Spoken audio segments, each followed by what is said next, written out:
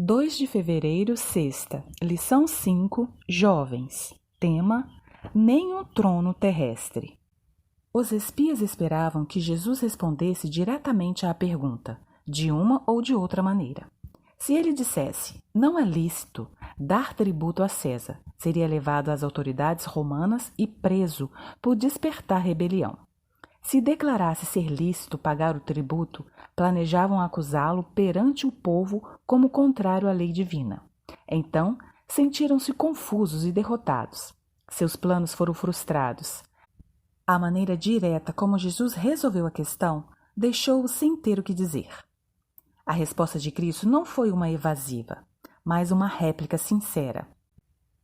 Segurando a moeda romana em que estavam o nome e a imagem de César, declarou que, uma vez que estavam vivendo debaixo do poder romano, deviam prestar-lhe o apoio que lhe exigia, no que não tivesse em oposição a um dever mais elevado.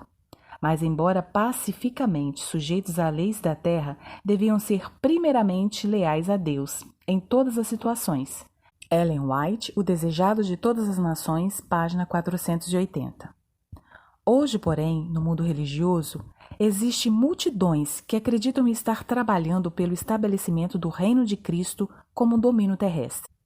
Desejam tornar Nosso Senhor o governante dos reinos deste mundo, o líder em seus tribunais e reuniões, em suas câmaras legislativas, seus palácios e centros de negócios.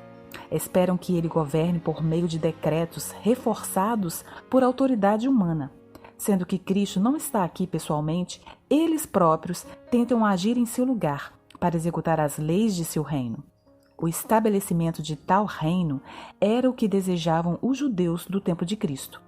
Teriam recebido a Jesus se ele estivesse disposto a estabelecer um domínio terrestre, impor o que consideravam como sendo leis de Deus e torná-los representantes de sua vontade e instrumentos de sua autoridade. Mas ele disse: o meu reino não é deste mundo. João 18, verso 36. Não quis aceitar o trono terrestre. O governo sob o qual Jesus viveu era corrupto e opressivo.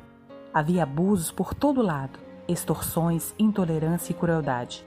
Apesar disso, o Salvador não tentou fazer uma reforma civil. Não atacou nenhum abuso nacional, nem condenou os inimigos da nação. Não interferiu na autoridade nem na administração dos que estavam no poder.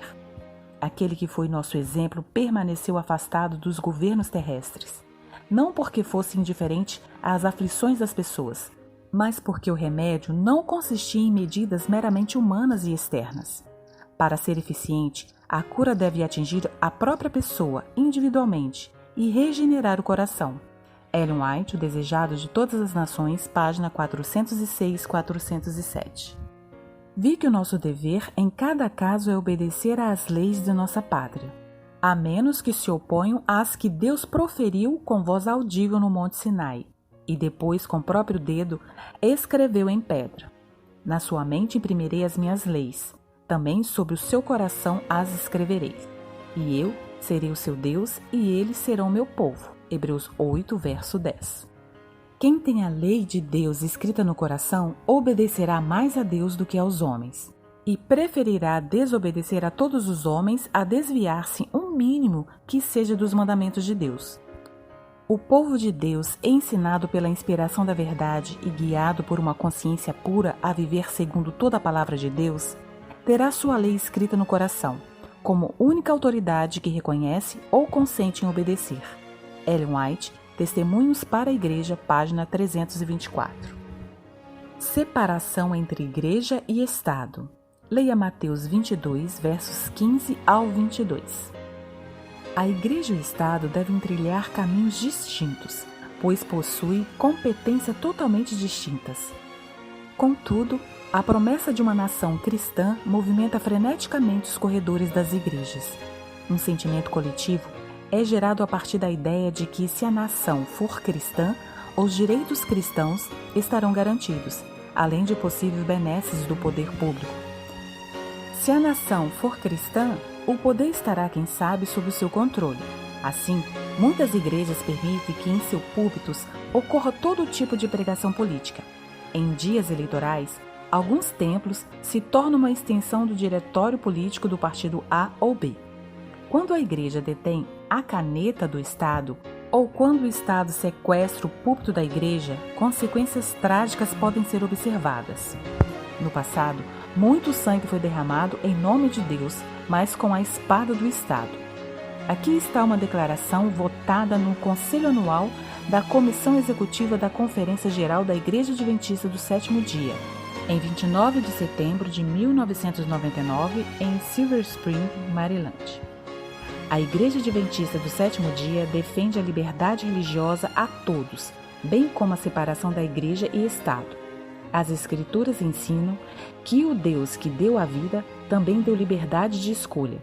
Deus só aceita a adoração feita de livre e espontânea vontade. Os Adventistas do Sétimo Dia também acreditam que a lei deve ser aplicada imparcialmente. Alegam que nenhum grupo religioso deve ser julgado pelo fato de alguns fiéis parecerem extremistas. A liberdade religiosa é limitada quando comportamentos agressivos e violentos violam os direitos humanos de outros.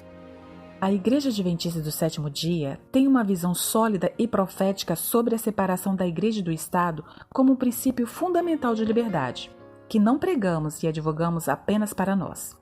A separação Igreja-Estado é condição necessária para o fortalecimento do conceito e prática da liberdade religiosa.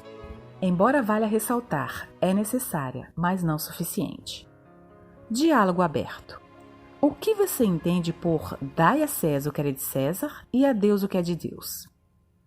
O que você entende por não dai a César o que é de Deus? Nos dias de hoje, como a igreja tem lidado com o que é de Deus e com o que é de César? Bem, amanhã tem mais, fim da lição. Bom dia e feliz sábado!